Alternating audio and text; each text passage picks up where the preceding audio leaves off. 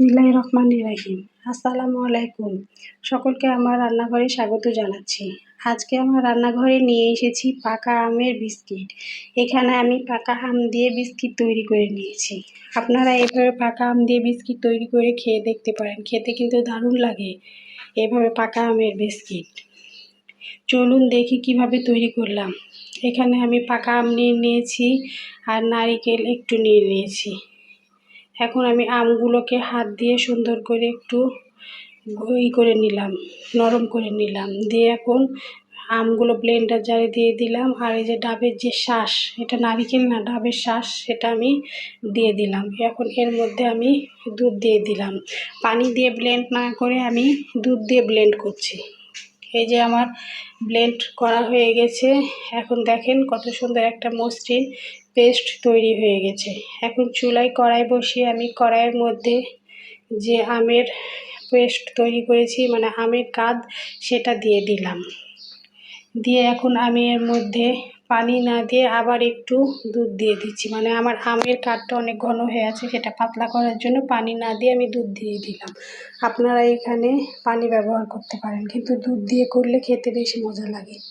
এখানে আমি সামান্য লবণ দিয়ে দিলাম। আর আম যেহেতু মিষ্টি, এই জন্য আমি কোনো চিনি ব্যবহার করিনি। আপনারা চাইলে এখানে চিনি ব্যবহার করতে পারেন, তাহলে আর একটু মিষ্টি লাগবে। আর ফ্লেভারের জন্য আমি একটু ঘি দিয়ে দিলাম। ঘি দিয়ে বিস্কিটগুলো করার জন্য আরও খেতে মজা লাগছিল। ঘিয়ের আলাদা একটা ফ্লেভার। এখন আমার আমের কাদ ফুটে উঠেছে, তখন আমি 1 বাটি সুজি এর মধ্যে দিয়ে দিলাম।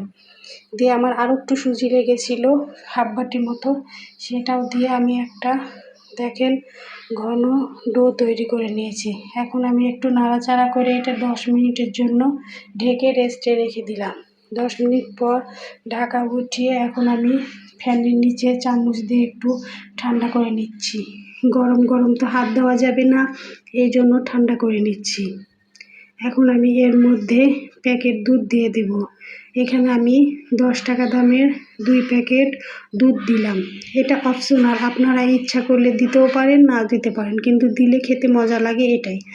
আমি যে কোনো খাবারে প্যাকেট দুধ ব্যবহার করি, তাই আমি এটা দিলাম।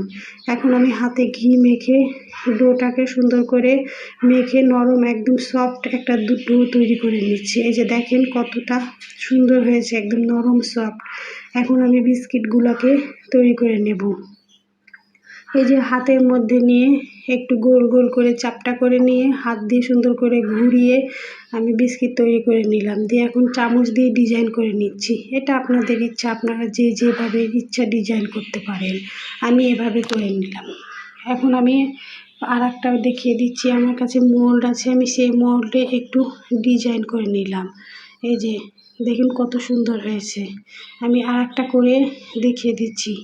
বন্ধুরা, আমার ভিডিও যদি আপনাদের ভালো লাগে বা আমার ভিডিওর কোনো অংশ যদি আপনাদের ভালো লাগে, তো লাইক কমেন্ট করে আমার পাশে থাকবেন। যে সকল নতুন বন্ধু আমার ভিডিও দেখা শুরু করেছেন, আমার ভিডিও যদি আপনাদের ভালো লাগে, তাহলে সাবস্ক্রাইব করে আমার পাশে থেকে যেতে পারেন। আর যারা ফেসবুক থেকে দেখছেন, তারা ফলো দিয়ে আমার পাশে থেকে যেতে পারেন। আর যারা এই কাজটি করেছেন, তাদেরকে অসংখ্য ধন্যবাদ। অফ ক্যামেরায় আমি সবগুলো তৈরি করে নিয়ে এখন চুলায় কড়াই বসিয়ে কড়াইয়ে পরিমাপ মতো তেল দিয়ে তেলকে আমি গরম করে নিয়েছি। তেল কিন্তু আমি ভালোভাবে গরম করেছি। হালকা বা ঠান্ডা তেলে দিলে কিন্তু বিস্কিটগুলো ফেটে যেতে পারে, তাই আমি ভালোভাবে গরম করে বিস্কিটগুলো দিয়েছি।